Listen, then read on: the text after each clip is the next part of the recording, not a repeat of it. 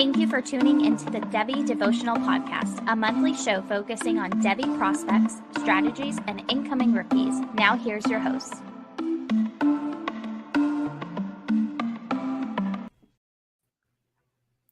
Welcome into the Devy Devotional, where we stay devoted to Devy. I'm your host, Dynasty Coach A, joined as always by Aaron Wilcox at Aaron Wilcox86 on Twitter. And tonight we're continuing with the guest series. We're bringing on a very special guest, somebody that I have at least been talking to for quite a while about some of these prospects and everything. He was one of the few people that reached out and actually, explained to me that these small school running backs don't exactly get the draft capital that you would want quite a while ago.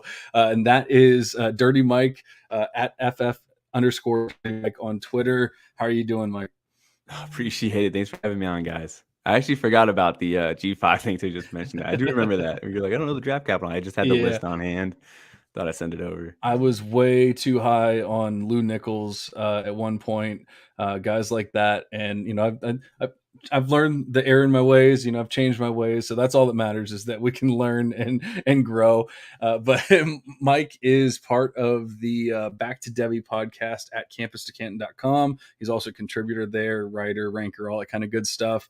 And lately he's been diving into a lot of the freshman stuff that's been going on. And I believe they might have a bit of an announcement. Yeah, we do. We're dropping our freshman guide here coming up tomorrow, actually. So March 1st, it will be available to the public.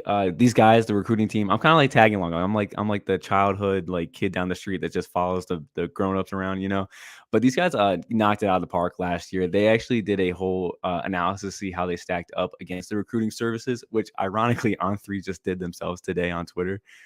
Which was pretty funny, but they came in second place pretty much. They just analyzed their top 25 against everybody else's top 25. But they did note that if they knocked it down to just top 20, they would have killed it, because they're the only ones that were in on Judkins like that. They had him at RB7. Everyone else was outside of that. They're high on Damian Martinez, Ashton Genty. I mean, they knocked it out of the park as far as 3-stars go. And even some of the deeper 4-stars, they killed it too. So it was just, it's a great project, great product. I mean, it was a great read. Absolutely. And I was impressed too by some of your guys' praise for Squirrel White, for example, and we can get into him today, but Tennessee wide receiver there who's probably going to break out this season. So yeah, no, I definitely am excited for this guy. I got to get my name on that list for when it drops there tomorrow. Absolutely. All right, so I didn't exactly introduce the show yet, but basically we're going to be talking about last year's freshman guide this year. So we're going to be going over the sophomore breakouts, some of these sophomore players. We're trying to get more into the actual Devy talk now that we've done way too much of the 2023 rookie talk. And so we've done a little bit. Aaron did the freshman pod, the solo pod, where he, it was a month, maybe 2 months ago when he actually recorded that. So, it was a while ago, and obviously some things have changed, but there was a lot of good information. I actually went back recently and listened to that one just to get a little bit more information on some of these players, making sure I have them all listed out and all that kind of stuff.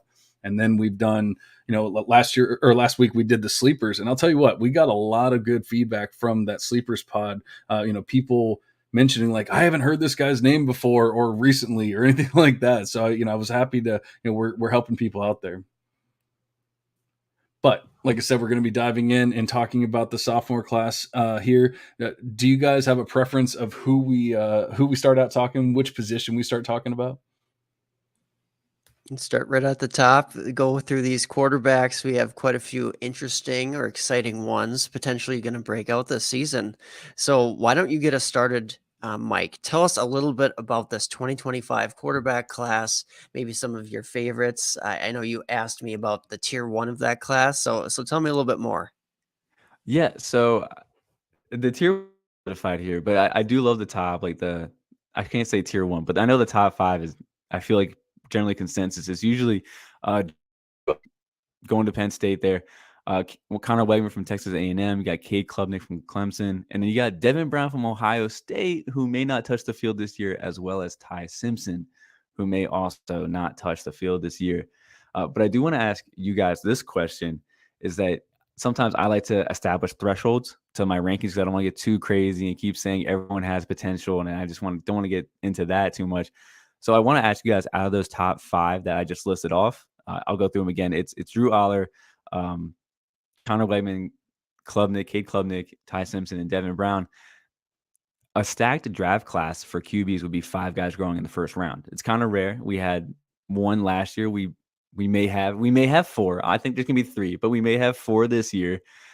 Out of those 5, you guys have to drop 1 not making to the NFL. Who's it gonna be out of those 5? Right now, it's my 5th ranked guy, Cade Klubnik, not making it to the NFL. And I know that's not consensus, perhaps, but he's just the guy who did kind of the least that first year, and I just don't have a lot of faith that he's going to be developed. I do like the offensive coordinator hire though for Clemson, so it's not saying that I hate him. I think he has a better outlook than he did maybe a month or so ago. Just didn't really love how he looked, and I did have to bump him down slightly out of that group. And he's a little bit small as far as the frame goes. I mean, he is one of the smallest guys. Not that he's tiny by any means, but that's a small input for sure. Right. What about you, John?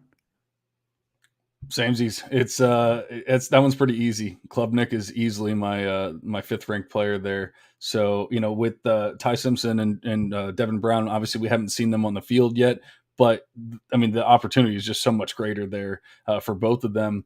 And I mean, I guess things could get worse for Devin Brown if he doesn't win the job this year. And but I think he's kind of guaranteed the job next year. I don't know. It's kind of hard. It's a difficult situation, but I think that until at least you can say that we haven't seen them. And like Aaron was saying, like Klubnik didn't really look all that great. So I think, I mean, right now he is, I mean, by far the worst of the 3 that have actually gotten on the field. And so I would say like, it's pretty easy. It's a small sample. So I mean, we can't ever say like he couldn't possibly get better or anything like that. But I mean, from what we've actually seen, like it's very easy that he is the one that I would drop out there. Yeah, and I just would add to when you're comparing him, like I actually still have him in that tier 1 with all those guys. So I actually don't dislike him by any means, but who do you have more faith in developing quarterbacks? Alabama quarterbacks, Ohio State quarterbacks, or Clemson? And I get that Cade Klubnik actually brought some different elements to that offense that DJU didn't. He actually looked better. He allowed the offense to do a little bit more from the passing game as a true freshman. That was interesting, but he didn't necessarily look that good doing it. So while they kind of did some different things as an offense, still some concerns. But I don't know. What do you think there, Mike? I'm actually, my vote would be Ty Simpson here, actually. I do agree with you guys on your analysis of Cade Klubnik, though. He definitely had plenty of opportunity, and you kind of wish to see a little bit more flashes of brilliance than you did. I'm not sure if we can even say we saw one, but we wish we could have seen more potential there. But it's Simpson for me because Milroe got a lot of run, and I thought Milroe looked pretty terrible. And I'm really panicking because it's trending that Milroe is going to get the starting role there. And if Milroe gets the starting role, then I'm asking myself, how bad is Ty Simpson if Milroe gets the starting job over him? So I am a little concerned about that. And I think Ohio State's I hate saying this, but I think Ohio State's at the point where quarterbacks only need 1 year to prove it, and then they can just go to the NFL. So I do think that's what's going to happen to Devin Brown. He's not going to play this year. It'll probably be Kyle McCord, and then that's fine because next year he'll play his 1 year and move on. Yeah, I mean that's really fair with Simpson. I kind of thought we might see him at some point last year, just because Milroe looked so bad, and we didn't. But it's Alabama, like maybe not with the quarterbacks as much, but I'm assuming it's probably the same, if not even more. But our buddy Levi Valentine had mentioned how like there's hasn't been a true freshman that has led the team, run for running backs in over a decade. And so I would kind of assume that, a quarterback's going to be very similar there for, for Bama as well. And, so I don't think it's all that insane that Ty Simpson didn't touch the field or anything like that. Now, like you said, maybe people are talking about it's still Milroe and, and all that kind of stuff this year. I didn't see it. If I honestly Right. I think you made a good point. If it is Milroe, then it probably is an indictment on Simpson. And then at that point, it's like, all right, yeah, he's probably pretty bad. Yeah, and I actually roster both of them in one of the C2C leagues, so I don't even have to worry about, who wins that job. But if we are predicting that, it looks like Vegas, or at least some of those sports books, have Ty Simpson edging out Milroe. So they have better odds on a Heisman win for Ty Simpson. at Yeah, quarterback there. So that's interesting. I did see that. I know they adjusted his since the last I looked, which was weeks ago. But I did see they moved Ty Simpson back some from his odds. Okay. But initially, Gotcha. yeah, I did get clued in on that. So Mhm. Yeah, I it should like be that. interesting. But at the end of the day, Ty Simpson, better passer, at least coming out of high school. We don't know where they're at now with their development, and actually a pretty comparable rusher to Jalen Milroe. So I think that those are definitely interesting things. But like you said, he's got to win the job, otherwise, might be a bit of a red flag. But either way, I mean, if let's say Milroe wins the job, he's very likely, or it's very possible that he just loses it. Right? He just you know, Ty Simpson comes in, looks a lot better, and then we're like, wow, look at this kid. He's so good compared to what we were seeing. So Yeah. we'll see. It's a fun group, and we didn't really touch at all on Aller or Wigman. Do either of you have strong opinions on them? Anything to add there? I love Aller. I really do. Some of the flashes that we saw, like in his limited amount of time, like this off-platform throw, I think to the end zone, like in the air, like and that dude weighs like 240. I'm like, this guy's looking pretty athletic for how thick he is. And then for Wegman, he had that one spectacular game, and then it was kind of reeled in for a little bit. But that one spectacular game, like I'm holding on to that. I mean, we've seen flashes of brilliance, just kind of like it's freshman. We're just looking for those flashes. Exactly. You want those flashes. And Drew Aller, he does have the build. He has a lot of the things that the NFL is looking for. Now, can he actually put it together at Penn State? Can Penn State develop a quarterback? Now, that's another question. They always have enough weapons. I mean, not that they're elite, but they usually have some good wideouts and potentially tight ends. And their running backs are great. So, I mean, they're just going to be able to run the ball a lot. Maybe he will benefit from just a competent offense at least. We shall see. But have they developed a lot at the quarterback position? Not necessarily. So No, yeah, yeah, that's tough. you got Will Levis, man. He might be a first rounder, right? Right, John? Yeah, of course, of course. You know me and my love for Will Levis. No, I actually, speaking of Will Levis, I was really looking at the comparison here with Cade Klubnik. 3% interception rate, 6.0 adjusted yards per attempt. It's very Levis-esque, if you will. I Yeah. think when you start comparing it to players like Alar and Wegman. Alar's at 7.1 yards per adjusted yards per attempt, and then Wegman's at 8.0. Doesn't sound like a huge difference, but I mean, adding a yard here, a yard there, that makes a pretty big difference. But once again, we're looking at very small samples here, but also you have a 0% interception rate versus a 3% interception rate. So, Right. unfortunately, those small samples really do affect that very, quickly. One interception can be 3% of your passes or something around there. So I'm not saying it's the end all be all, but as is right now, it's definitely hard to think that Klubnik's going to be anything amazing based off of his first 100 attempts. I do Right. think though, watching him play this first year, I don't think they like adjusted the playbook at all. I really thought it was like DJU's plays, like they're having him run up the middle. He's a pretty skinny guy, and it's like this guy's not built for that. DJU's built for that, but he's not built for that. You guys should probably have a different playbook for him. It just felt like they didn't plan to play Klubnik. I do think we'll see a different offense here this year. And you already talked about the new OC coming over from TCU. So I'm very excited to see all 5 of these guys. Well, not Devin Brown. I'm excited to see all 4 of these guys this year. I'm not really confident Devin Brown touches the field, but very excited about it. I do want to ask you guys a question about somebody else now, moving on from this top group here. Sure. How are you guys feeling about Gunnar Stockton in Georgia? He's that next guy for me, and only because I just have zero faith in those guys ahead of him being actual good quarterbacks. Now, will Georgia go with a guy who's average? Yes, absolutely. So I'm just hoping that the talent wins out here. Gunnar Stockton does enough. I don't really have up-to-date information at all, but I just know that Mhm. I liked him, and I didn't obviously want to run back my opinion and say he didn't get on the field as a true freshman, he sucks, or you can't glean a lot from that when they had an established starter and such a good roster with that amount of continuity and all that they wanted to keep. So Gunnar Stockton, I mean, it's interesting because he has that scrambling upside, right? He was a great producer in high school. I mean, he had 177 passing touchdowns to 17 interceptions in his high school career. Stockton was incredibly productive, but He was yeah. He was breaking Deshaun Watson and Trevor Lawrence's records out for state records, so it's pretty cool. I do think I wish I could quote this a little better, but I know the OC coming in actually mixes more with his skill set than Beck's, and the new OC kind of erases any prior loyalty. So this new OC comes in. There's no real loyalty between him and Beck or Vandergriff, whatever guys they have leveling around that room. I do know we have a bit of an insider for Georgia. Last year that was telling us that Stockton started clicking a lot towards the end of summer for summer camps. I'm hoping he builds onto that this year, but I do think I have a lot of Stockton. I really do think we're going to see him on the field come week one. Like I really do think it's going to be him.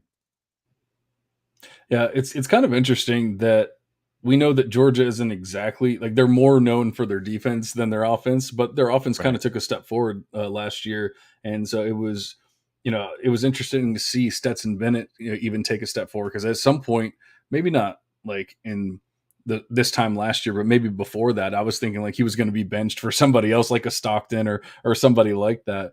But then he took a pretty big step forward this past year. But you really would think that like a program like that, winning national championships, they could have gotten an actual QB in there, in the transfer portal or something. And it's kind of crazy that they didn't. So I mean, obviously we have no idea who's going to take that job, but I think you have to assume at this point that Stockton at least has a leg up on everyone else because I mean he was by far the best recruit and has at least gotten some hype from what you're telling us. Yeah, absolutely. I also like or I used to be very high on Brady Allen, freshman for Purdue. I love the Jeff Brom system. He's 6'4", 200, so he already has like that size or 210. I'm not sure where he's at right now, but that was him as a recruit. I thought he had a lot better tools than Aiden O'Connell did. Imagine if Aiden O'Connell was a little bit better in every single category. We might be talking about it more seriously than we are for draft prospects. But that was my other QB that I thought might have broken out. He hit the portal, got really good interest, but went back. I don't understand that mystery. But I am now that Jeff Brom's gone. Now I'm a little bit concerned, but I was so high on him, man. I really was. I was very high on Brady Allen. Yeah, that's unfortunate that the quarterback coach split happened. And I mean, if you would have followed him to Louisville, that'd be interesting, but obviously that didn't transpire. And you're right. He has some things going his way as far as being a former 4-star guy. And he had good production his senior year, for example. Yeah. So he has some things going his way. So I could definitely see that as a sleeper there. I think that Walker Howard is a guy who's just been largely brushed aside by the community. I think that unfortunately, he's not going to probably have that chance to start at Ole Miss this year after he transferred from LSU. But at the end of the day, I actually really liked him.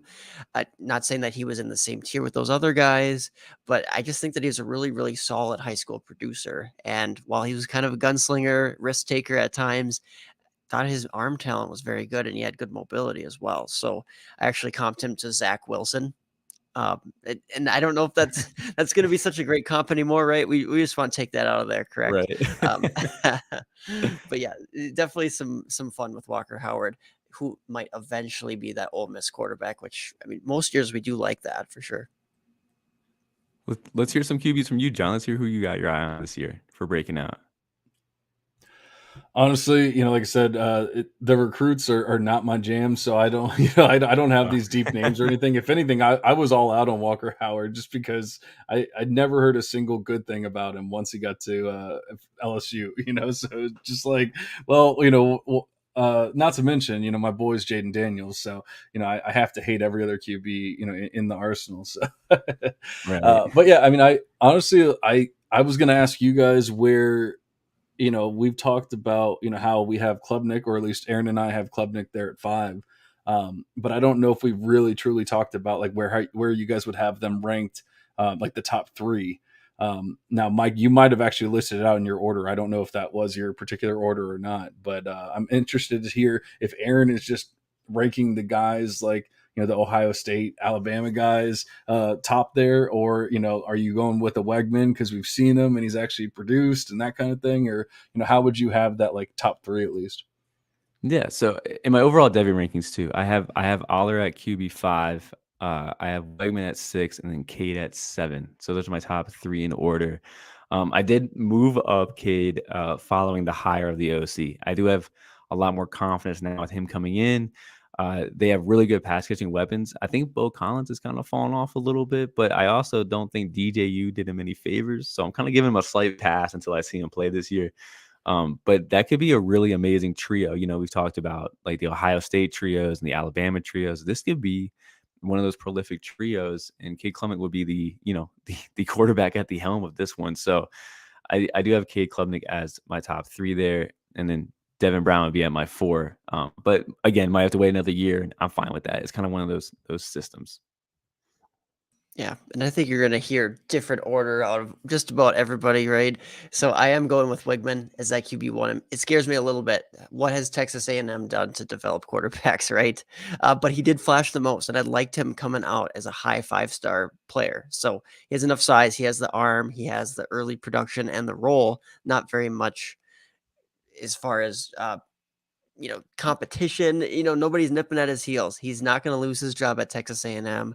He's going to have some room to grow, and he actually has some decent weapons now. So Devin Brown is at number 2, just because I did like his talent before. I think he's going to get the job next year, whether that's because quarterback play was good this last year and what's his name's going off to the NFL draft, or because he flopped. So we're gonna have to see what Kyle McCord does ultimately.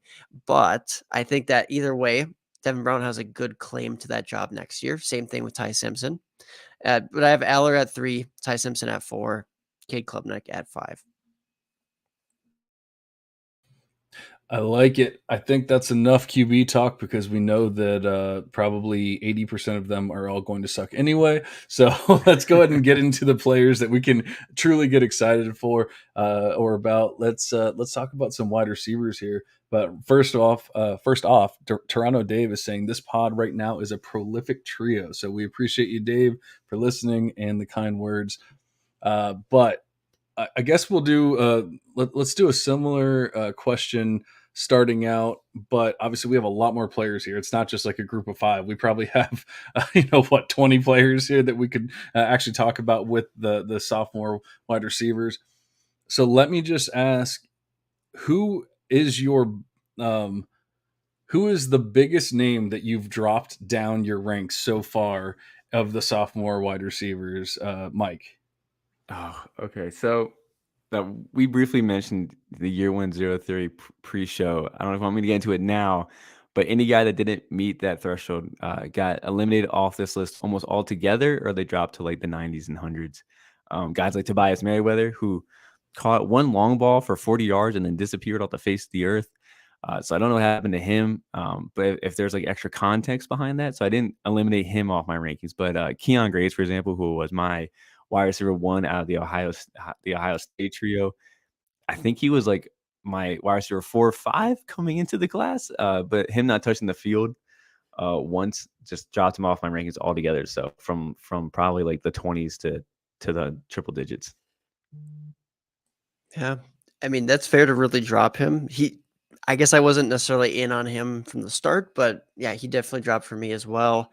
I do have to say though, with that theory, the probability is so low for somebody who just makes zero impact right away in college to end up becoming that, top 12 producer at the NFL level. The probability is extremely low, right? But at the end of the day, if any of those guys are going to break it, it's those 5-star or almost 4-star type of dudes who hit at a actually pretty decent rate. So if we go back to the quarterbacks, even though we say right now, we don't know how they're going to do, 5 stars usually do have a fairly good hit rate. Obviously, it's not great. It's not like 80% or anything like that. But Tell that to Sam Heward. Yeah, right. Ugh, yuck. But yeah, we go back to the wide receiver position, and I still have some hopes for Adam Randall, Clemson. I think he might actually beat it because he did a little bit there. But like, for example, he's a guy who has every excuse not to have met those thresholds year 1, because I mean, he came back from an ACL tear. He had that in spring practice, and he came back the same season. Like, that's so impressive, and probably not very smart by the rehab staff.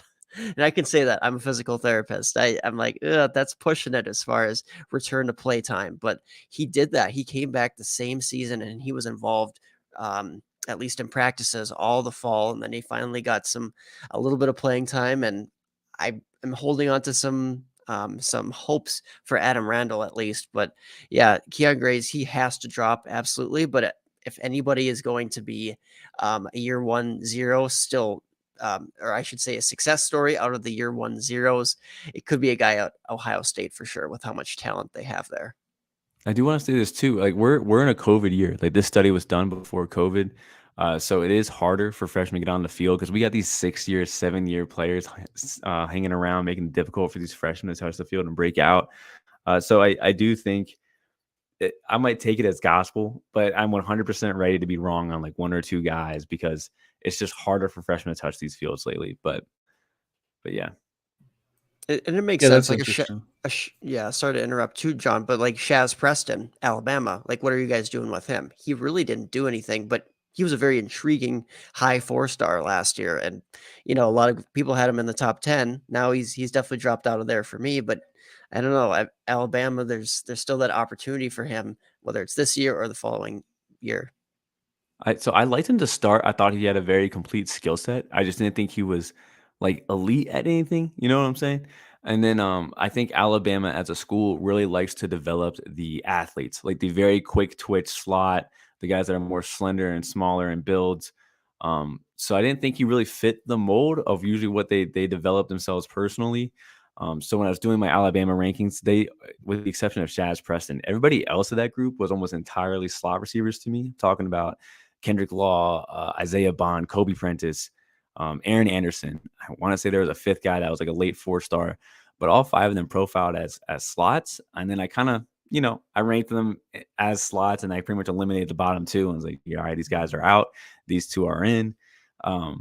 So I just didn't think I'm not really holding out hope for Shaz Preston because he got 1 snap. I think he literally got 1 snap against Mississippi State. Because I think I saw a video with him and his brother like high-fiving on a rep.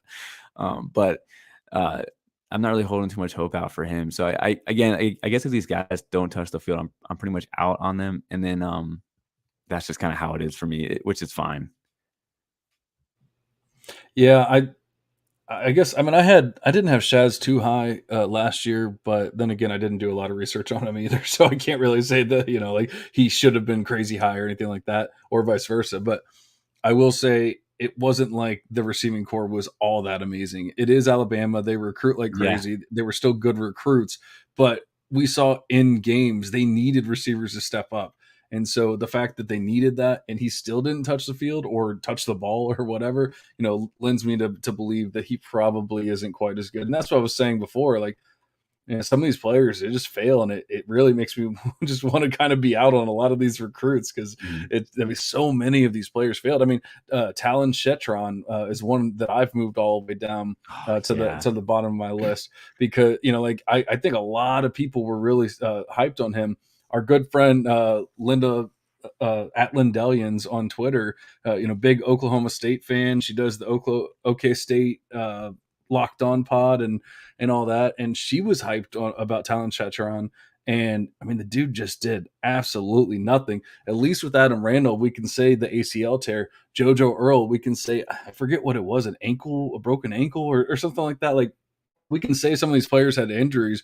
Originally they were saying JoJo Earl wasn't going to be back or he was going to miss the entire season. Then all of a sudden he was back like week 8 or 6 or whatever it was. So I mean maybe he got brought back too soon as well. So I'm willing to give those kind of guys a little bit more of a reprieve. But somebody like Shetron that just didn't touch the field in an offense that was scoring points and doing good things, but didn't like truly have that like number one guy or like all these guys that are just like, oh, he couldn't possibly get on the field over those guys. I didn't see anything like that. Like insurmountable players. So he's the one that by far I had him fairly high in my ranks. I don't remember exactly where, but he basically at the bottom of the tier now. No, I'm with you. I just want to go back to this Alabama discussion here real quick. I want to ask you guys about Kobe Prentice and Isaiah Bond, 2 guys that I have ranked. I want to say I Bond at my 7. I have to find where Prentice is, but I do want to know what you guys think about these 2 guys. Who has the higher ceiling out of these 2 players here?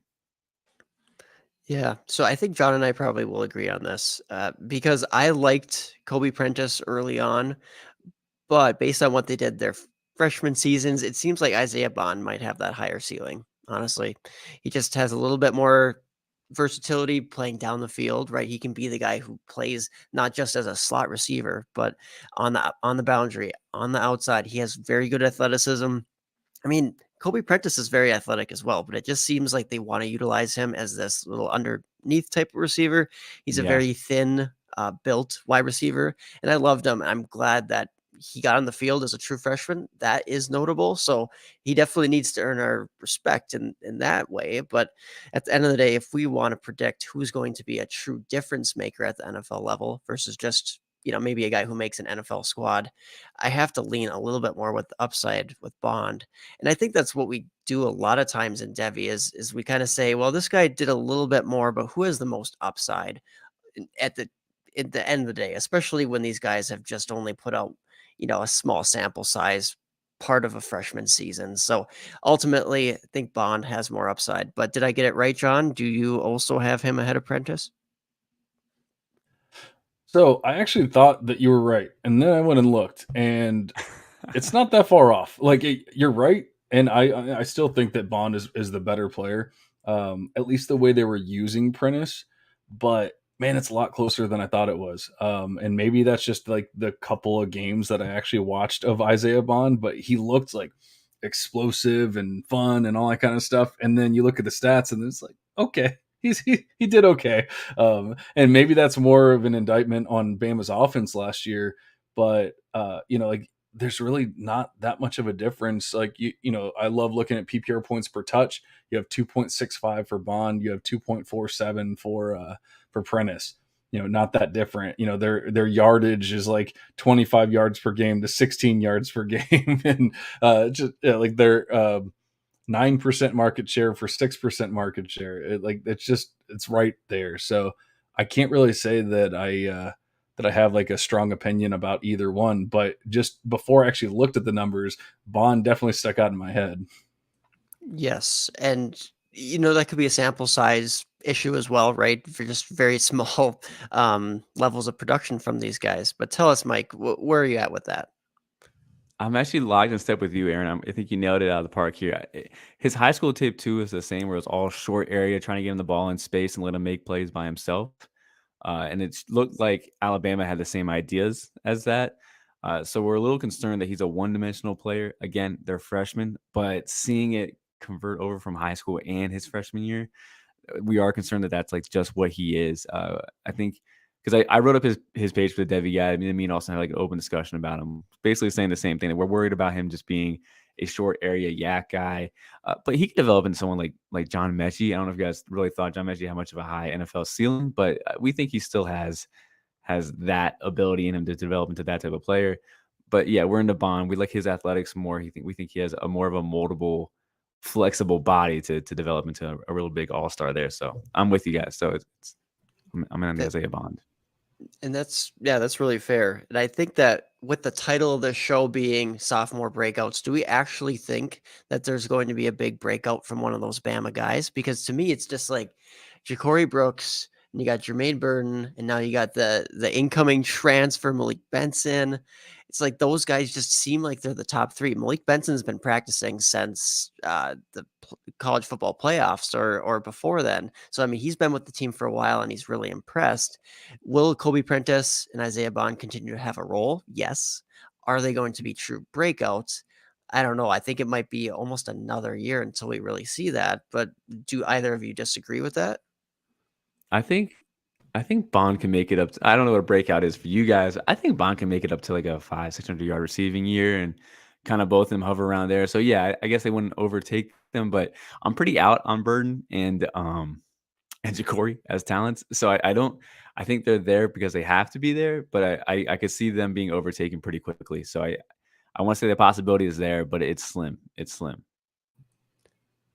Yeah, I feel like somebody has to fall off. Now, I guess there's always the opportunity that's a Burton or even a Brooks, and then Bond and Prentice stay on the field. But I don't know.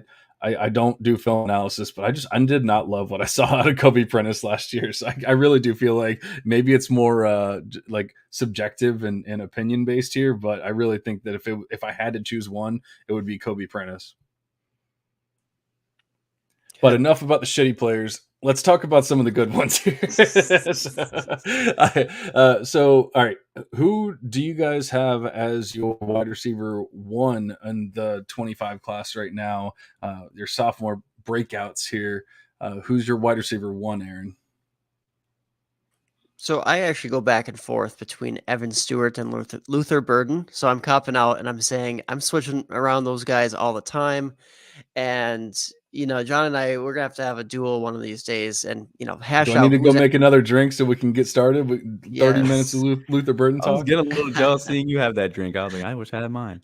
Well, we need Mike's opinion because we know that we differ here, and who's going to be the tiebreaker in this conversation? Because I think that Luther Burden, when you take a look at as far as some of his like market share things, like reception market share, not the greatest, but like dominator rating, like actually scoring the ball, who they wanted to get out there, like giving touches anywhere in the red zone. That was Luther Burden, former 5-star top rated wide receiver and top player in the entire class. And I understand that his year one production did not seem efficient on paper.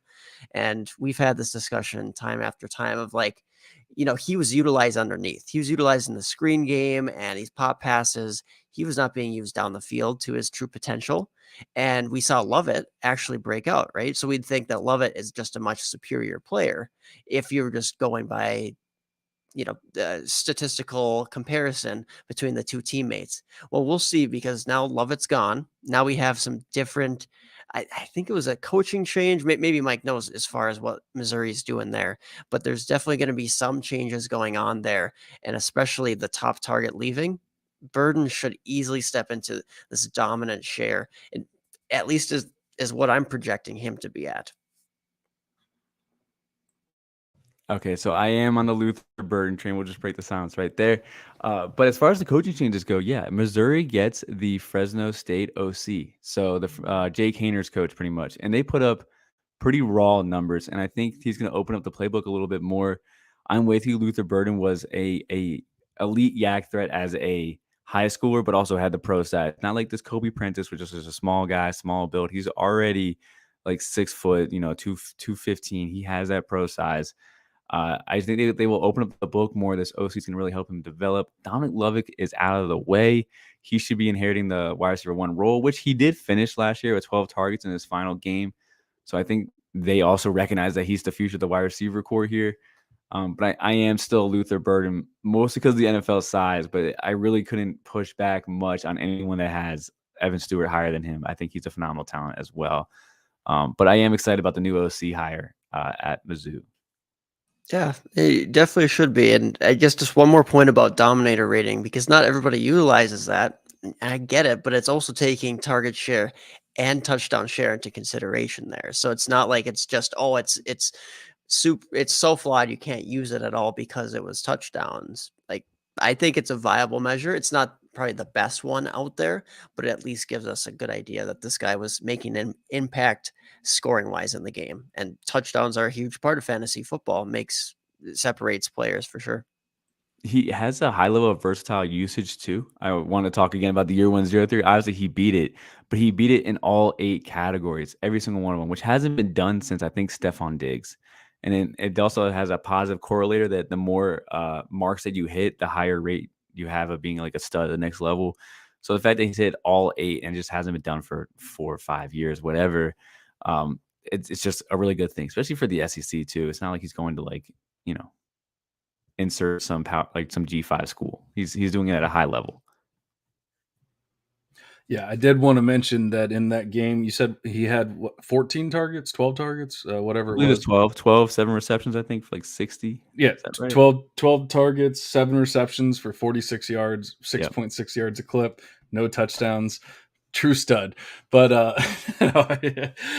honestly, I have Luther Burden and Isaiah Bond like basically tied. They're so I mean, if you believe that Isaiah Bond's going to take a huge step, then maybe you can believe that Luther Burden's going to take a huge step. And it is truly based off production. Obviously, I know that you guys are doing more of the actual projection, who he is in the offense now and all that kind of stuff.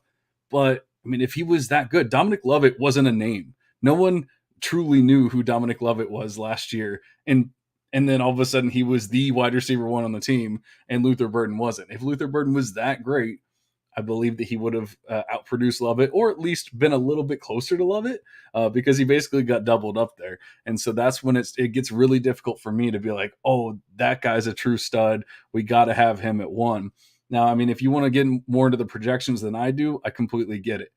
But it just gets really difficult, because even what we were talking about before with the Alabama boys, I was talking about Isaiah Bond at 2.65 PPR points per touch, Kobe Prentice at 2.47. Then we got Luther Burden at 2.16. So I don't get into the dominator rating, but I do look at PPR points per touch, which is looking at how many points are you scoring every time you touch the ball. That's looking at scrimmage yards, scrimmage touchdowns, all that kind of stuff. So it includes the rushing ability and all that. He's still not scoring all that many points. So it's really hard for me to just fall in love, because a lot of times I can go, okay, he didn't do much, but he had a 16.9 yards per reception. So you see the explosive part of the game. He had he scored 8 touchdowns, and so you can say, oh, he scored a bunch of touchdowns. He scored every time he was touching the ball, he was scoring points. He didn't have any of that. It's just really difficult for me to get behind all of that. But all of that being said, Evan Stewart is clearly my one.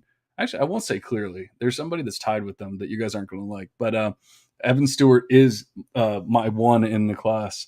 And I mean, you want to talk about production. That boy had some production. Who's tied? Let us know. You already hinted at it. Give it to us. Jordan Tyson tied for second. It's Aaron absolutely hates Jordan Tyson with every fiber of his being. But dude was producing before he got hurt. Like, I truly think that he would have been a bigger name had he not gotten hurt. Yeah, Aaron, what don't you like about Jordan Tyson? I actually want to hear this. No, I actually like him quite a bit. John's just he's so used to me saying like Jordan Tyson does not belong with those top guys. That's basically where the quote unquote hate comes from. So no, I still have him. I think I moved him all the way up to wide receiver 13 in the class, which I know is still too low, right? But I get it. But at the end of the day, I don't know. I didn't really love him as a recruit, and he actually did as far as flash explosive plays. That's why I moved him up, because he is an explosive playmaker. Now, with the amount of transfers coming into Colorado, I don't necessarily know where he's going to fit in the grand scheme of things. I'm very intrigued to see where Travis Hunter plays. I think he's going to play both wide receiver and corner. And honestly, Dion said that he could be a better wide receiver than he is a corner. Well, is that some foreshadowing? Are we going to see Travis Hunter unlocked? Well, I really hope so, because he was legitimately the cornerback one and the wide receiver one in this class, in this recruit class. I mean, some great high school production.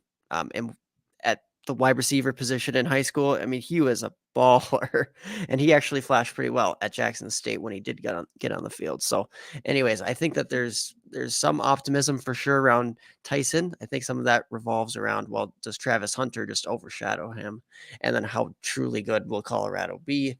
But yeah, I don't hate Tyson by any means, but I don't think that he belongs necessarily with like Stewart or Barry and Brown, etc. I guess I'm with you. I have him at 12. I didn't know anyone else was really in on him. I consider that in. So John, I think you're just a lunatic, man. You're all the way in. But that's right, baby.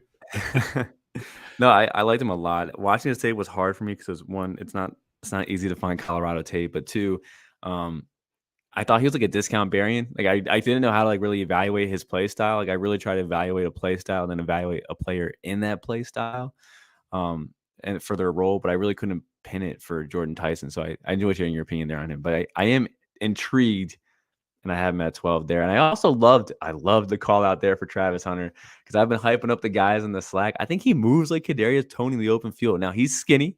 He needs to put on some weight. I mean, he's real skinny.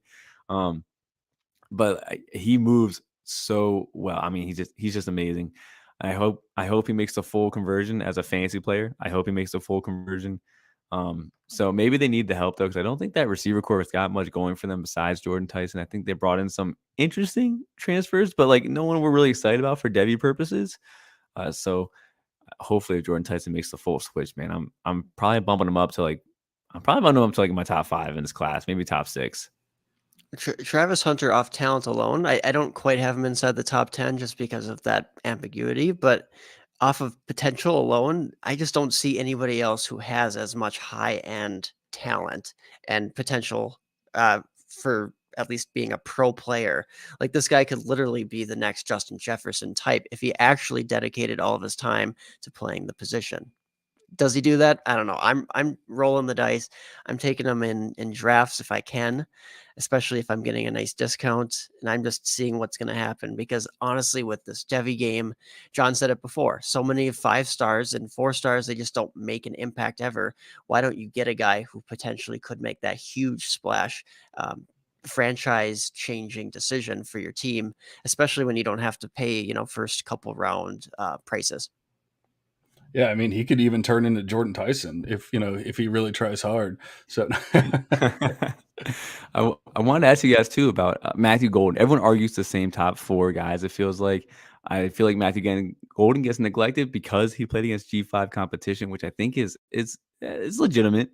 But he won't be ending his career playing G5 competition. But I want to say consensus for us, wide receiver 5 in this class, but like definitely like solidified top 5. He just happens to be 5. Yeah, he finished the year really strong, and I really liked him coming out. Terry McLaurin was kind of my comp for him. He's coming out of high school. I didn't necessarily get into the film or haven't been able to find much film on him from his freshman season, but honestly, I'm encouraged by him. I'm just not quite ready to elevate him up to that top tier of guys. I get the excitement for sure, though. He was a pretty good recruit. I mean, Texas, LSU were after him. It's not like this guy was a nobody. And while he didn't necessarily do it all season long, by the end of the season, he averaged 70 receiving yards over the last 5 games with 5 touchdowns over that stretch, too. So it's like 70 yards and 5 touchdowns per game. Not too bad. yeah, I have Golden. I honestly I have a pretty large tier of Prentice, Burden, Bond, Earl, and Golden. So, I wouldn't really argue with how you want to rank them. Like, I'm not going to sit there and freak out about it. Obviously, you guys are going to rank Burden way up, but like I would, yeah, I really don't care how you want to rank them, but I would have liked to have seen him do a little bit more in the American Conference. I made the same arguments last year. Like, I really think this guy could be great, and then they're going to go to the Big 12, right? And so I'm like, they're going to take that step, and everything's going to be amazing. And he just didn't quite do what I wanted, him to do in the American Conference. So not to say that he was terrible by any means, but I discount those American guys pretty heavily. I really want you to truly stand out. I've kind of I kind of go back to Jacob Coing as, like, look at what Coing did. Like, he had some amazing stats at the lower level competition, and then he takes a step forward to Pac-12 this year, which isn't like a giant step forward, but it is a step. And then all of his numbers come way down. And I mean, you can argue everything that happened with Coing or the team or whatever, but once again, Dorian Singer completely blows up. A guy that no one's really talking about completely blows up. Coing is an afterthought. I think it could be the same thing with Golden, or it's just going to be so much more difficult for him to take that step forward once they start playing this more difficult Power 5 kind of competition. I also want to ask you guys, not one of the players that Aaron put in the chat here, but I do want to ask you about Chris Marshall, transferred from Texas A&M going to Ole Miss. 100-yard receiving season, got I want to say dismissed from the team. I'm not really sure if dismissed is the right word, but again, got caught smoking weed in the locker room type of things. But goes to Ole Miss. Ole Miss doesn't really have much of a wide receiver core. They typically feature the X.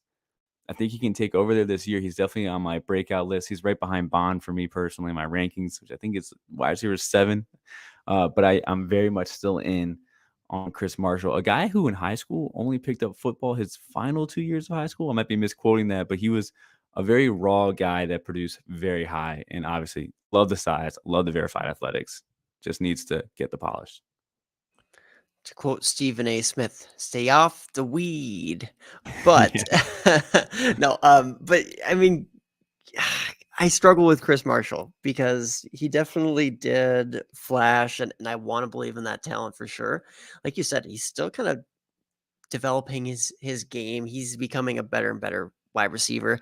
I'm hoping that Ole Miss can unlock him. We know that they've done some magic there in the past, and I actually really, really like one of their incoming freshmen wide receivers, Aiden Williams. I'm a big fan of his as well. So I think Ole Miss is developing, or at least accumulating some talent in that wide receiver room. The quarterback play there, I guess, is another question, right? If there's going to be a top end guy that's supported there, but he definitely is one of the best talents in that room. He could certainly take that step forward. So I have not ridden him off yet. I'm out. I don't want to. All right. So, like I said before, I have another tier at the top of tier of 4. So we talked about Evan Stewart and obviously Jordan, the god of Jordan Tyson, and then we have Barian Brown and Tet McMillan. That's my my top 4. That's my top tier, and they're all fairly close. So once again, I'm not going to truly argue if you have Barian Brown over Evan Stewart or even Tet over one of those. It doesn't really matter to me. They're not that far off to where I'm going to sit there and call you an idiot. But then it's a pretty giant leap to the next tier, if you will, and it's a guy that I have. That I haven't really heard too many people talking about. Not to say that no one has, but I have Dane Key there as the 5th guy. What do you guys think about Key?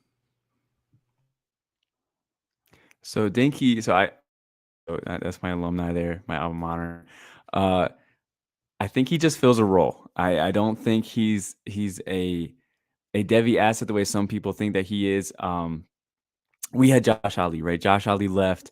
We lost Wandale to the draft as well. There was no one there to fill all those massive gaps. Barian Brown was going to be a success because his offense in high school ran the same plays that Kentucky did. So it should have been a smooth transition, and he wasn't an early enrollee either. So it wasn't a very big surprise to see him overtake Dane Key. I want to say it was like week 5. You see the big switch in target shares going towards Barian Brown. But I think Dane Key fills a singular role. I don't think he has that diverse skill set to be a featured piece on a college or NFL level. So I think he's going to eventually kind of end up being a complementary role type of player, maybe 3rd round draft capital, but not a guy that you're starting in your rosters on Sundays for fantasy purposes. But yeah, so I do think Dane Key has a lower ceiling than some of the other names out there. And I'm with you. And there's plenty of guys who flash year one and then they never really build upon that, or they never end up becoming these studs that we want them to be. And that's just what I fear with Dane Key. But Barian Brown, his teammate, Kentucky guy, I mean, he's exciting. And I just truly find him as a playmaker and as everything that the NFL wants. Barian Brown does that. And he would have had even better statistics if he wasn't so involved in the screen game. Because all those short passes, when a screen gets blown up, well, that's 0 yards as far as air yards, as far as just what you've accumulated. So it's going to bring your yards per reception and all those production metrics down, but man, he versatile, athletic, and a playmaker. So Barian Brown could be a big time breakout player this year for Kentucky. Yeah, and I agree. Honestly, like I said, it's a huge step from that top tier 4 down to the 5th player as far as production wise. So I'd almost argue everyone behind that tier of 4 has to take a pretty large step just to become anything or be considered like Devy viable. So it's not my way of saying that Dane Key is this, master player or anything like that. But I mean, I will say, like, I get what you're saying, but he wasn't that far off of Barian Brown. I mean, obviously, like the model is still saying he's pretty far off of Barian Brown, but if you're just going off like the raw stats, you have 628 yards for Brown and 519 yards for Key, both true freshmen, everything. So it's not that crazy to think that like he could take another step forward, just like, we're saying with a lot of these other players. But I think it kind of shows that it's not the greatest class as far as wide receivers. Like we really need a lot of these guys to take a step forward, just to be able to say that they could be, Devy viable, NFL viable, that kind of thing. Yeah. Yeah, But I would say that's somewhat typical. Sorry to butt in there, Mike, but even last year, it's like, oh, well, we had Xavier Worthy, but it took a while for the Emeka Ibuka, Marvin Harrison Jr.'s, Malik Neighbors, those guys to really break out. You know what I'm saying? Like, they flashed just like guys have flashed in this class. Troy Franklin, you go down the list there as far as guys that they need that second and third year to truly make their mark and show that they're great. So I would say, yes, if you're going off of right now, they're not going to show up in a model or any of those things like some of the guys who have 2-3 years of production and better production. We'll be honest. But yeah, I'm not saying that this class is like an all-timer or anything like that, but definitely a lot of room for these guys to grow. I think that there was probably a couple of guys that we really liked that really didn't do a whole lot as true freshmen. So I can understand why this might be a little bit of a disappointment in some ways compared to maybe some of the hype that we had this last season when they were incoming freshmen. Now, just to flip it over to someone that was hyper productive as a freshman, Ted McMillan, a player that I'm much lower on the consensus, and the arguments can be very similar to Drake London as a freshman too. It's just a lot of jump ball. I do think Jaden Delora as a QB has some really good ball placement. He doesn't have any zip on the throw, but like he'll float it to the exact right spot that it needs to be. But I don't think Ted McMillan knows how to separate as a player, even on a physical level. Of course, he can just hit the weight room. Like he's got the frame. He can definitely do that. But I'm worried about him developing more than just a jump ball guy, which if he does, then yeah, I think you're looking at maybe a Drake London again. But if not, someone that I kind of already faded him as a recruit, so I have no shares. I'm already too low on him as is. But I am worried about him. But the raw production made me rank him because I think I had him as a wide receiver 25 coming in. I want to say now I have him like probably around the, like wide receiver 11, 10. But again, I'm worried about him. I want to see what you guys think about Ted McMillan as a future Devy asset. I honestly have him ranked pretty high. I think right now he's at 5 for me, though he's in a tier with some other guys that I could interchange for sure. So I think as the wide receiver 5 in this class, that's higher than I expected to have him. Let's just say that. And I do think that he improves upon his numbers. And like you said, he needs to develop his frame, his body, his nuance to the position. But he is such a interesting athlete at that 6'4" size. And honestly, his production as a freshman should make us pretty excited. The opportunity, like I said, is going to be better with Dorian Singer leaving for USC. Arizona should be another fun it should be another fun year for them in the passing game. So he has a wide range of outcomes. All these 6'4", 6'5" type of receivers do, right? Are they going to be Kenny Galladay or worse? Or could they be a Mike Evans or a Drake London? There's a lot of room in between and then on the extremes for sure. Yeah, and I already said that I have Tet there up in the top 4. So if anything, Aaron's way too low at 5. But no, I think everything kind of stands out. I would disagree even with the Drake London comp or anything like that. Like I feel like he's a lot more athletic than London. I just based off of what I'm seeing in the numbers.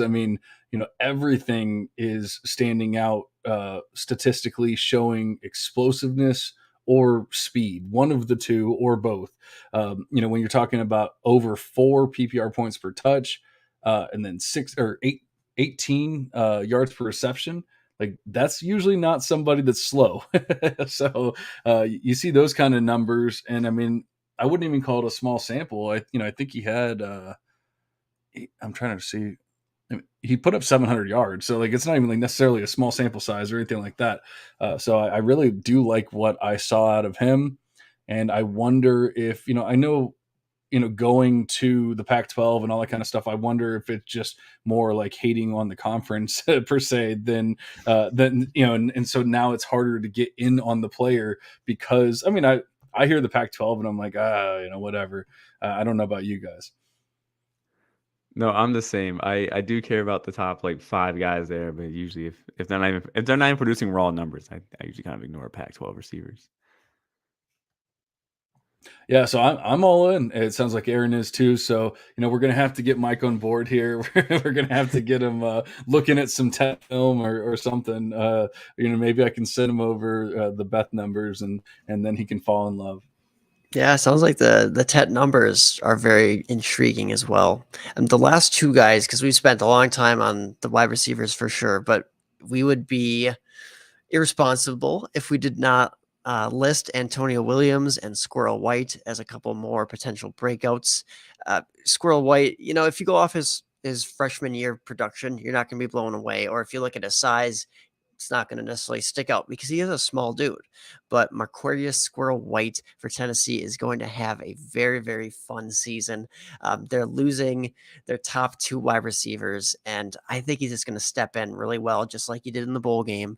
I don't care about the other incoming freshman Leacock. I think that he's fine as a player, but White is just somebody that the coaching staff has loved ever since he stepped foot on campus. They've always raved about him, and he showed as a freshman that he could be pretty darn good after being a very dominant high school producer. So solid true freshman season. He's a 10, 6, 40 yard or 100 yard dash guy. I mean, that's like a 4.3 type of player. So he's got that speed. So I don't care that he's 5'10, 160-ish. He's just a versatile player. And I think that Tennessee offense, even if they take a step back without having Hooker there, there's still a lot to be excited about with him. And then I don't know if John didn't mention Antonio Williams, Clemson wide receiver, but he is top 4, top 5 for a lot of Devy folks in the community. And I'm not saying that's right or wrong. I actually am kind of hesitant to actually have him as high as I do, but I'm curious to hear you guys' thoughts there.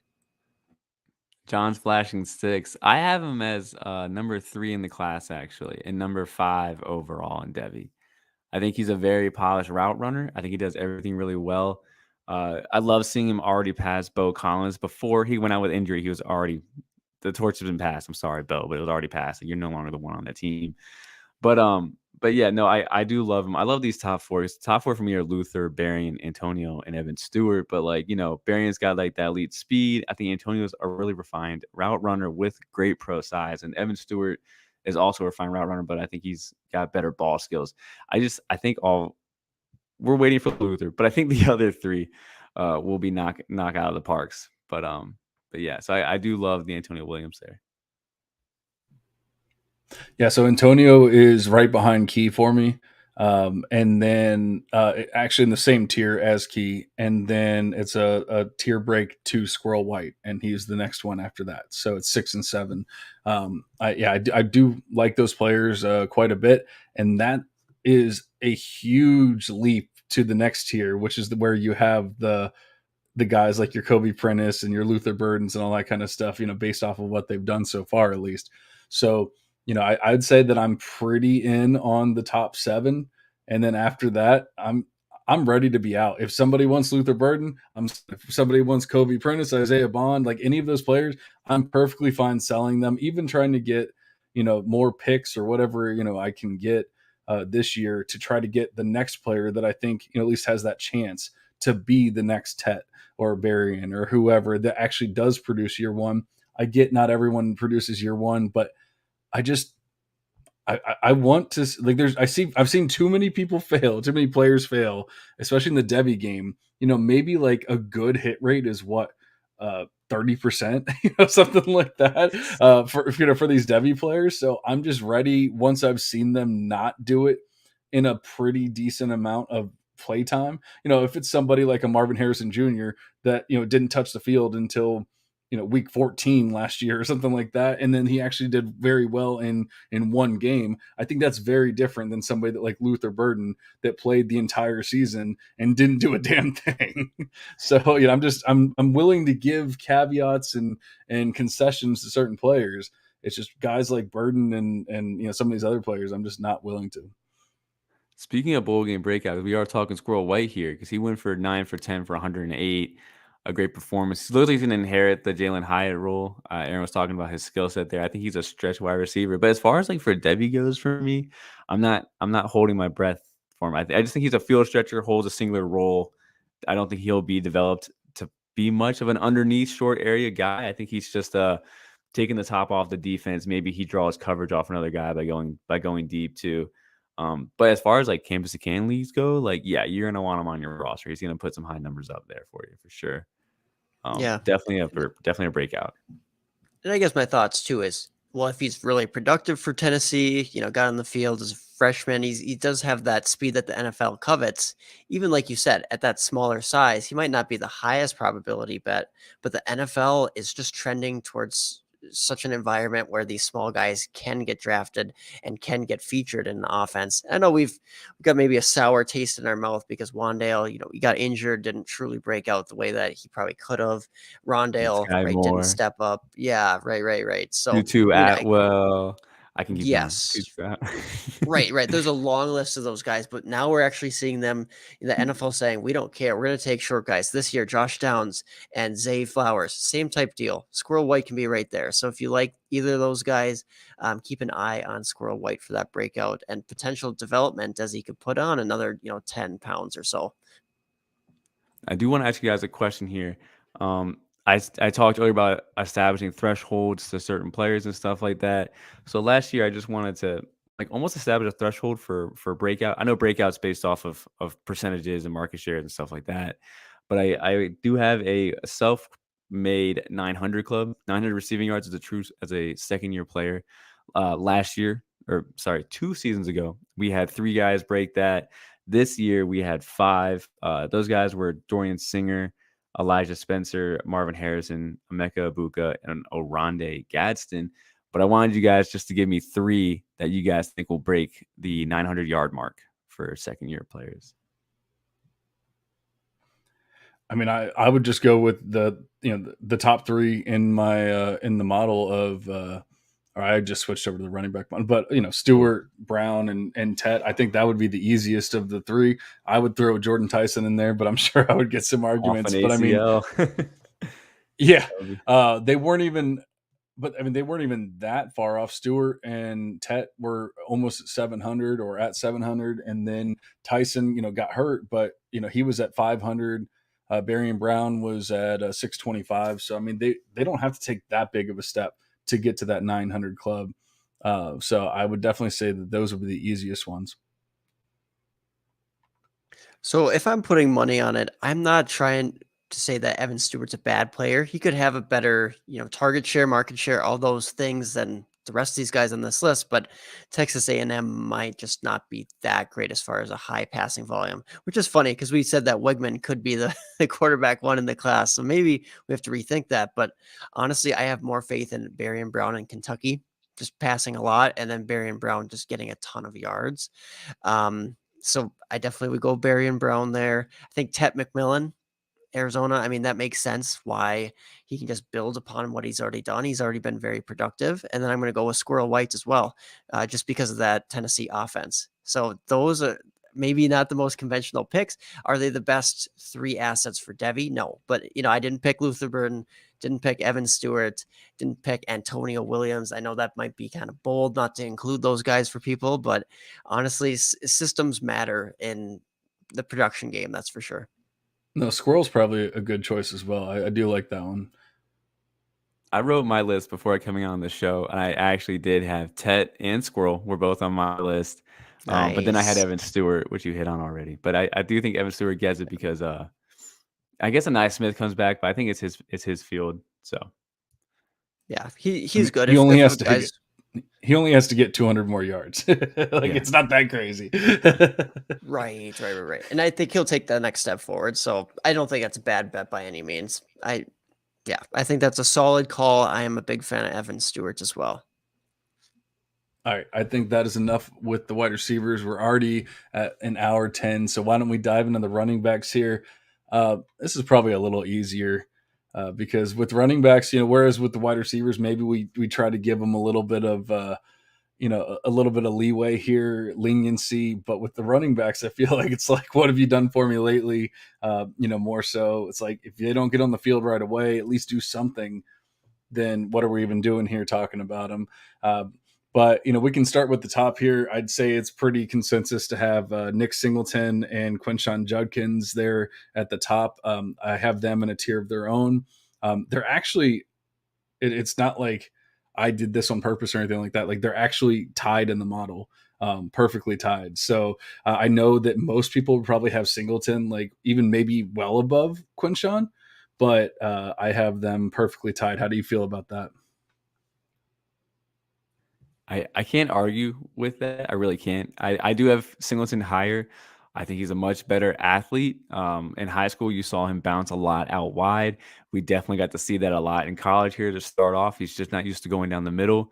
But I think once he develops that portion of his game, he's going to be calm to like the next Saquon and all those the next Bijan. It'll be next Bijan. That's what it's going to be. It's going to be the next Bijan. Uh, so stuff like that, because he's already running like 6.8 yards per carry or something ridiculous. Five. I don't know. Maybe when you guys can correct me on that, but he already has a really high efficiency for a guy that we're considering already raw. So I'm pretty excited for his ceiling. But again, I couldn't argue much with someone having Judkins just as high. It's definitely not in the same tier because I got them in the same tier as well. So I'm all fine with that. Yeah, and for me, not necessarily thinking of him as a breakout player this season, but Georgia running back Branson Robinson for me has to be right there. Now, going off of what he's already done, yeah, you can't say that he's quite in that same conversation, but projecting ahead, I feel very confident and pretty safe with the projection of Branson Robinson long term. So I think he's firmly in there. I actually have him a step ahead of Quinshon Judkins, which I know people are gonna be like, whoa, well, after what Judkins did. And I just think that it's a slight lack of any elite traits out of Judkins. He does everything really, really well, right? He's a very good running back, and let's not forget that. But at the end of the day, Branson Robinson just seems like he packs a little bit more punch and burst and just I don't know. I think that he has a little bit higher ceiling if we're being honest. But at the end of the day, you can't go wrong with those guys. They're all studs, all potentially guys who are going to break out within the next year to 2 years. Yeah, I also have Branson as my RB3, and they're actually all three right next to each other in my rankings too. Um, love that he's a tank. Oh, sorry, RB2 for Aaron. I gotta correct myself. RB3 for me. He's just a tank, but he can move really well too. And I've been pretty disappointed with the Georgia backfield lately. I hope other people are as well. So I really don't think it's outside this world that he takes it over next year. I think Kendall Milton's a very one-dimensional early down banger role, and he's not even that good at it. So I really don't think he's much of a speed bump there. Their pass catching backs seem to be getting a lot more hype lately, talking about McIntosh and James Cook, and they've been almost running them up the middle just as much as they run their bangers. So I think Branson really could be the lead running back, probably week one, but definitely by midway through the season, we'll see him a lot more. Well, the next time Kendall Milton trips on something, he'll get hurt. So Yeah, I like it. I have Branson right there as well. Not quite in the same tier, but not that far off. And then I have a tier break, and then I have a group of like 4 or 5 guys. Tell me if any of these are crazy. Jamarian Miller, Trevor Etienne, Damian Martinez, and Katron Allen. I have in the same tier there. And I believe that they could all take a step forward. Obviously, we know that Katron is kind of blocked by Singleton. But I do like what I saw from when he was on the field, just like Quinshon Judkins was blocked by by Evans. We could see a step forward from him this year. Once he has at least the majority of the backfield, or more of the majority, and so I at least saw good things. It's kind of hard to. I kind of throw like arbitrary tier breaks. I mean, even if you wanted to say that K-Tron was in the next tier, I'd be fine with that. I mean, I guess he technically is, but what do you think of those 4? And I do think that Katron does belong in that next tier. But I like the players that you listed there. I'm obviously very high on Trevor Etienne, Damian Martinez, and Jamorian Miller. So those are my next 3 guys. Not in that order necessarily. So my next tier for me is kind of a smaller group. Like my tier 2 is just Jamarion Miller and then Trevante Citizen, who hasn't played yet, plays for Miami. The camp reports were all good. We liked what we saw at the high school film. He was a tier 1 running back for us. Now, I do have to say this. Not all running backs at the high school level bounce back from ACL. We've seen like Marshawn Lloyd just really hasn't bounced back. Zamir White definitely didn't bounce back to what we thought he was going to be. So hopefully he doesn't come into one of those situations. But Citizen's up there for me. But I like Jamarion Miller. I really don't think Chase McClellan's that good. I get the athleticism. I think he's flashing his poor competition. But so has Jamarion Miller, and I think he's also flashing his better competition. But I do like Jamarion Miller a lot. He's my RB4 there. I'm a little sour on Katron. This is not really because of his skill set. He's like a tier 4 running back for me.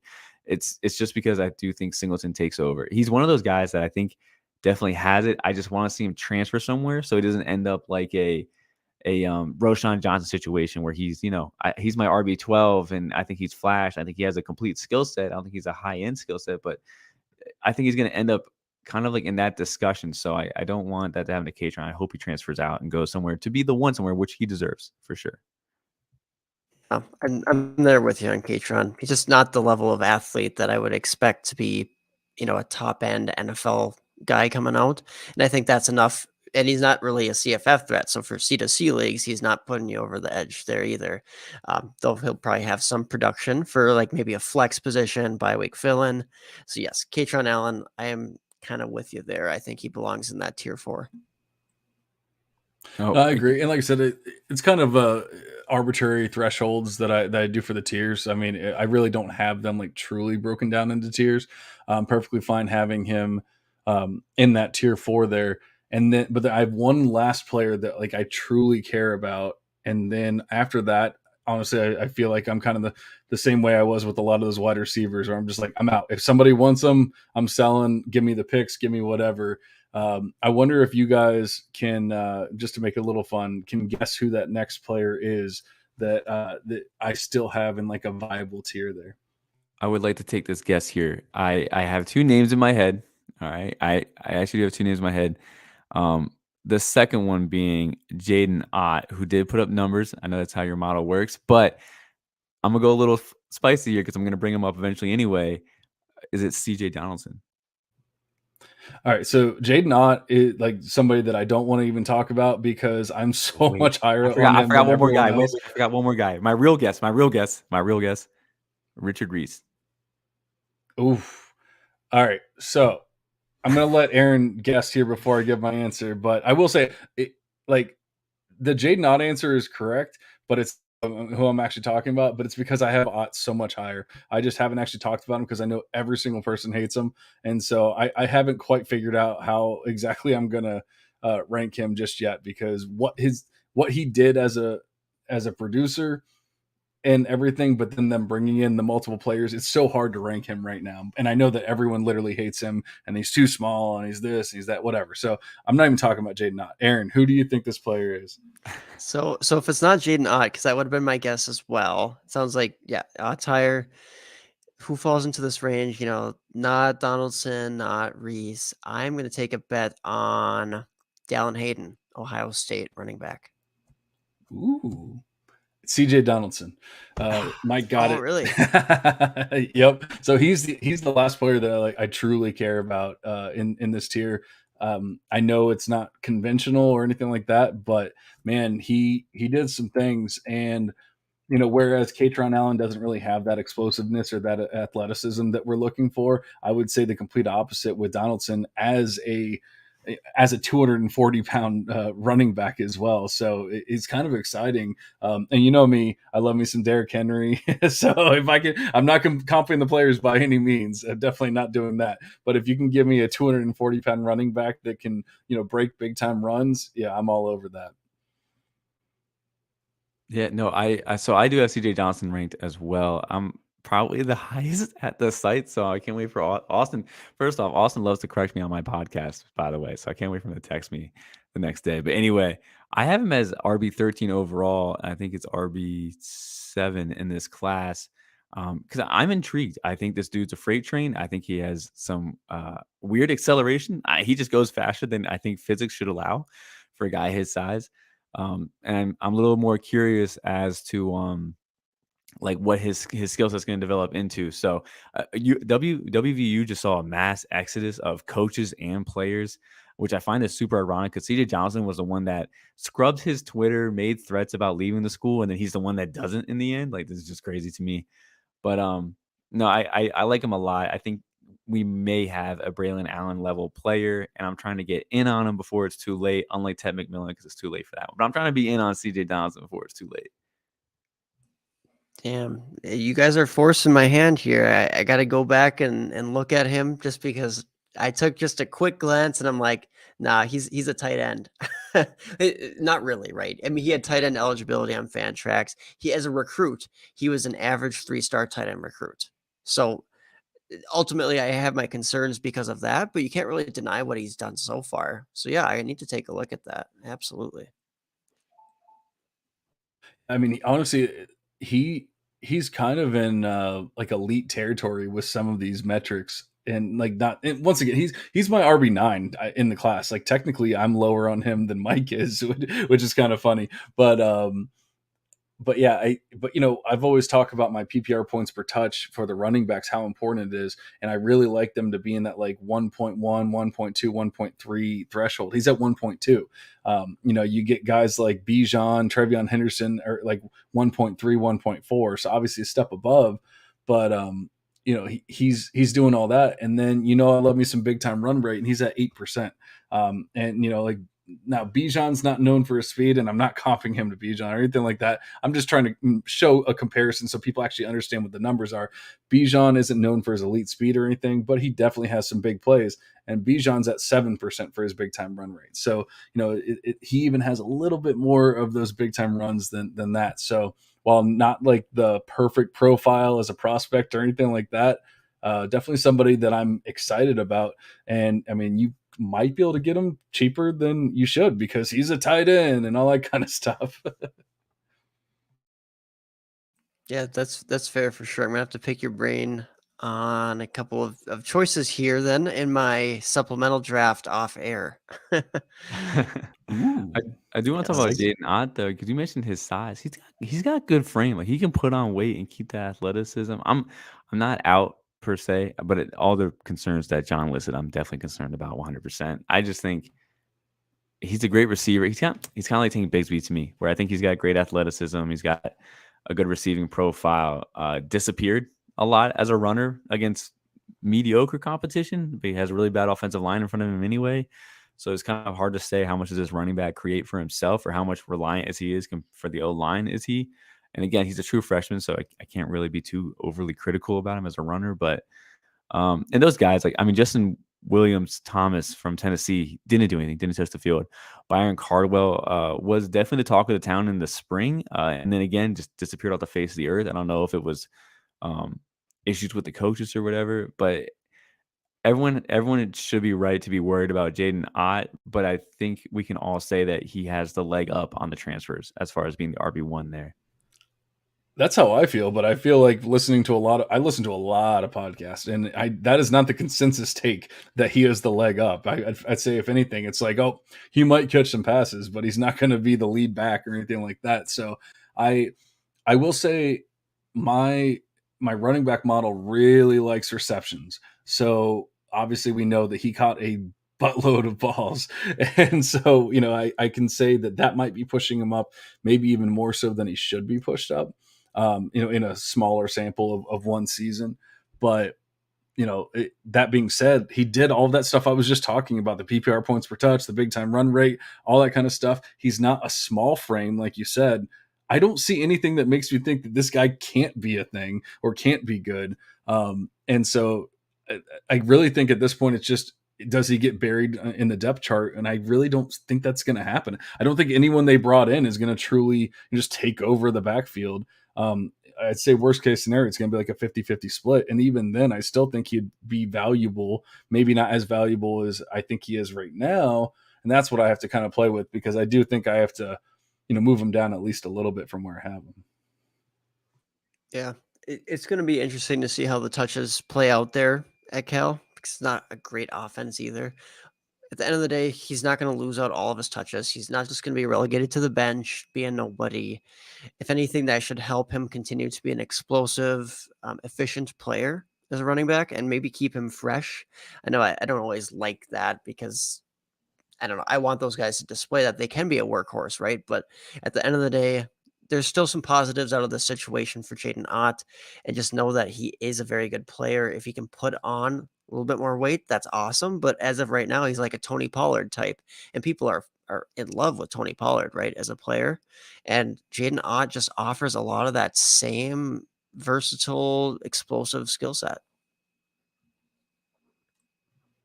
I like it. All right, Mike, do you have anybody else for the running backs that you think is going to stand out here? We're almost at an hour and a half, so we probably got to get going. No, you guys talked about, I want to say almost my top 10 there. Overall though, I'm very excited for the class. I think this is a very strong running back class with a lot of potential here. Like just some names that we haven't talked about that I have like next coming up. But again, these guys are like, tier 5 and you're kind of just hoping on a prayer here. But that's Dallin Hayden and I got Javante Barnes down here and then I get a little lower. I get into Andrew Paul who had an ACL tear. Le'Veon Moss, who might be the lead running back in Texas A&M. And I'm a big fan of Ashton Genty, but I don't think he's more than a pass catching back at the next level. But those are all my next names coming up. But again, as far as like upside goes for like NFL and pros, I'm not really there for those guys. Yeah, and then as far as adding guys, I mean, I won't add a lot more names because if we're talking true breakouts, I'm not exactly sure. Like Caleb Johnson, Iowa, I think he's going to break out further. What does that really do for us? I don't know. As far as NFL upside and CFF upside, I don't know. I mean, he was the best guy there. He has NFL size. It's just a matter of is he athletic enough and is Iowa going to develop him and is he going to do enough to really get on NFL radars? Jaden Blue, I know, was not mentioned, and I assume that based on that lack of ability to get on the field, etc., it's understandable why we should move him down. But there's still a chance that he does work out. He had a really weird true freshman season for some reason that we just don't know, because we don't always get the full picture. We don't get the full story based on these college coaches don't really have a lot of incentive to disclose what happened injury wise, what happened grades wise, off the field, etc. So I still am a little bit interested in Jaden Blue, but not nearly as much as I was before. And I guess I should go back to Damian Martinez. We already talked about him at the top of the show, but he has big time breakout potential. So I know how you had that question with the wide receivers who would meet those thresholds or pass those thresholds this season. I think we have to pick Damian Martinez to be kind of at the top of these guys production wise. He's going to be awesome at Oregon State again and just take over even more so than what he already did as a true freshman.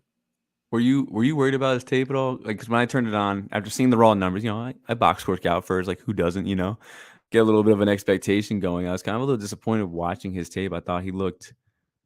I don't know. I thought he lacked creation at the next level, and I thought that maybe he didn't have as good contact balance as I thought he would have. He just kind of seemed to one cut and go, but once he was going, he didn't seem to the ability to change speeds or make a guy miss. Like that's it. Like he's going and that's it. What did you see from him on film? Yeah, I don't think he's ever going to be that guy who necessarily breaks a million tackles, right? He's not going to be the top of the league with that metric, but I do like his vision. I do like his burst. Maybe not that top end speed, like you said, at the next level. Is he going to? He's not a Nick Singleton, right? In this class, he's just not um, that type of athlete. But I think he's a really solid back, and with that system and with the size too, like 5'10", 220. Maybe that's not the updated size, but I mean, even as a true freshman, being that big and doing what he did production wise, you have to be encouraged about him as far as a breakout goes. But like you said, true Devy potential. No, I don't have him up with like the Judkins, Branson Robinsons, Nick Singletons of this class. Nice. Yeah. All right, one last name before we get out of here. And Toronto Dave says his model rates this pod very high, and it's a fantastic show. We appreciate you, Dave. I think maybe Mike had mentioned his name, but I don't know if we actually like truly talked about him. What do you guys feel about Dylan Sampson? Because I feel like if we were talking about just like truly breakouts, like somebody that could break out, it could be him. Although I haven't truly dove in to like that whole like RB room to see who's going to be there, if somebody transferred in or anything like that. So I could be very wrong, but just based off of what he did in a smaller sample last year, and I wonder if maybe he could break out because he's technically the next player after Donaldson for me, although it's a pretty big tier jump from that previous tier.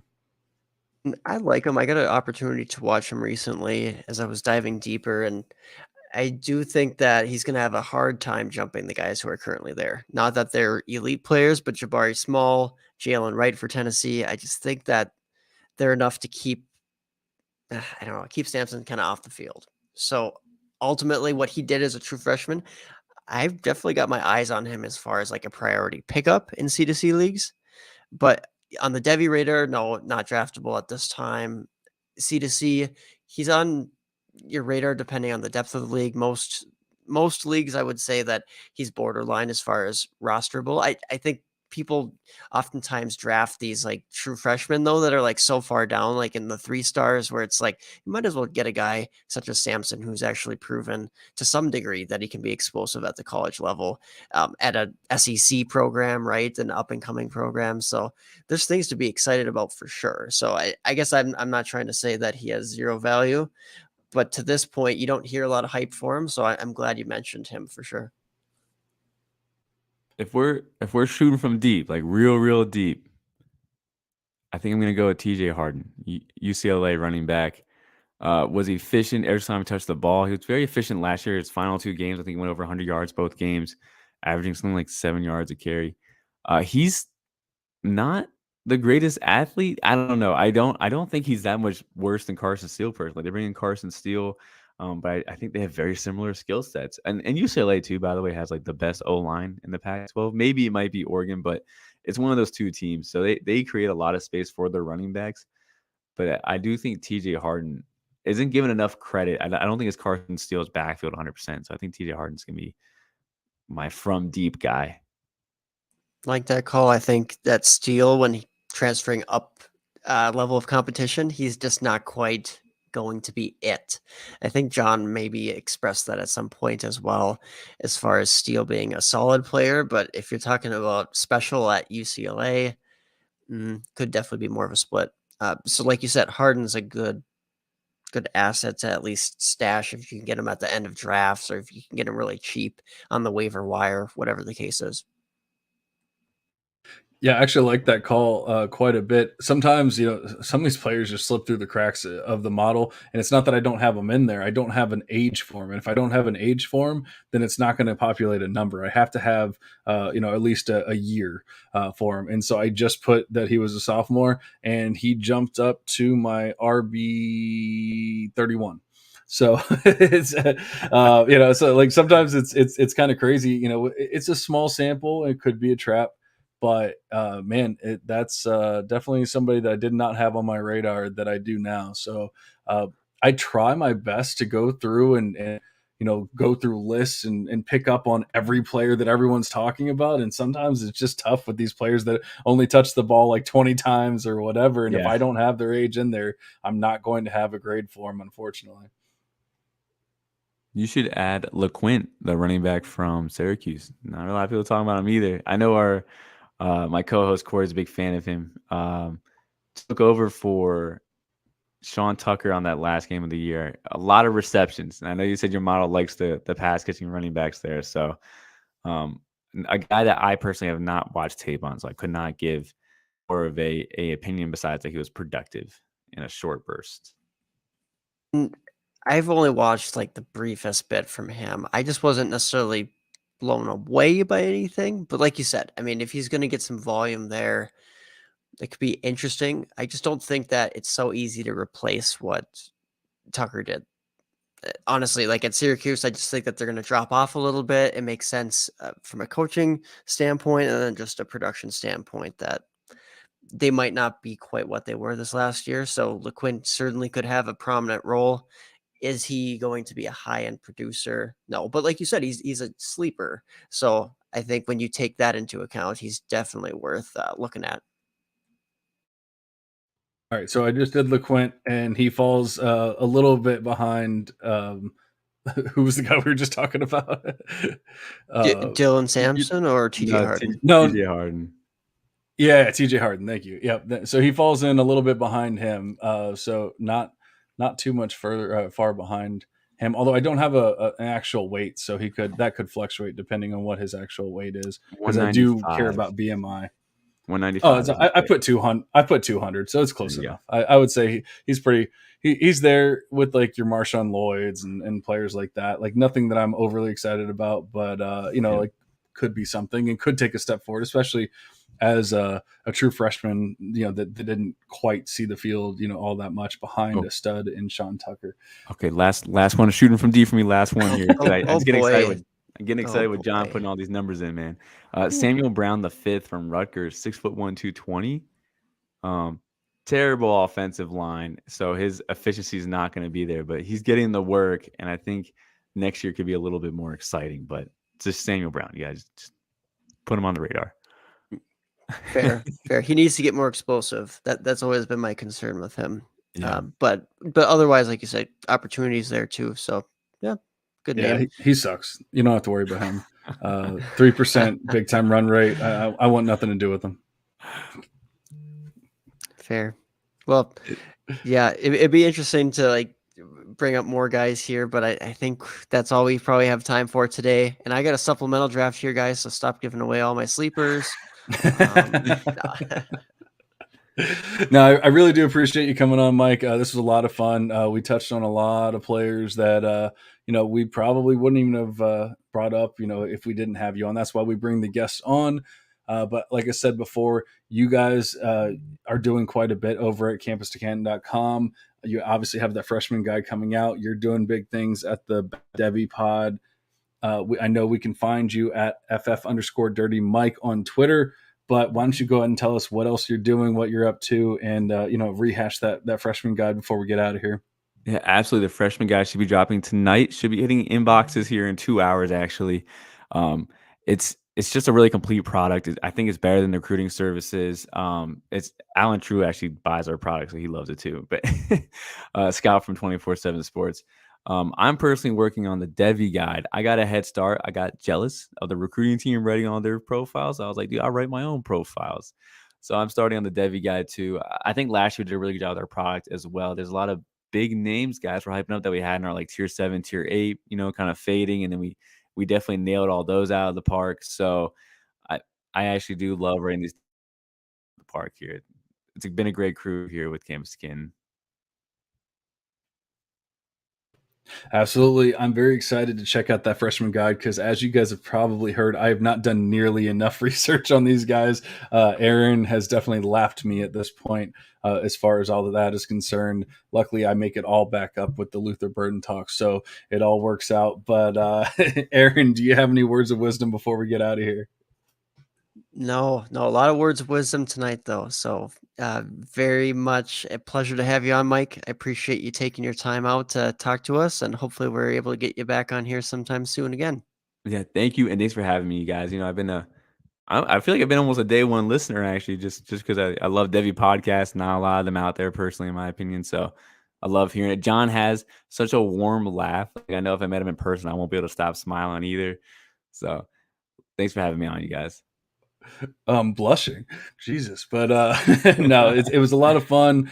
We covered a lot of great players here, and I love when I can pick up on players like some of those lesser known names there at the end and add them in, because one thing I hate is when we start talking about players and I don't have them in the model yet. Although I do love the fact that I can add them in about 10 to 30 seconds and have an opinion on the player. So that part is great. But thank you so much. We'll be back in a couple of weeks talking more Devy. Maybe we'll dive in a little bit more, start talking about some of these other I don't even know what we'll talk about at this point. We've covered quite a bit. And but at that point, maybe we could cover Aaron's C2C supplemental draft and start talking about some picks that were actually made, and not just talking about, oh, we might do this, we might do that. No, let's talk about who he actually picked, and we can possibly help you guys, because I know this is an early supplemental draft, so we might be able to help you guys in yours that are probably happening a little later on. But we've talked enough for tonight at an hour and 40 minutes. We appreciate you listening for a long time, especially you, Toronto. We will see you guys later, but for now, we're cashing out.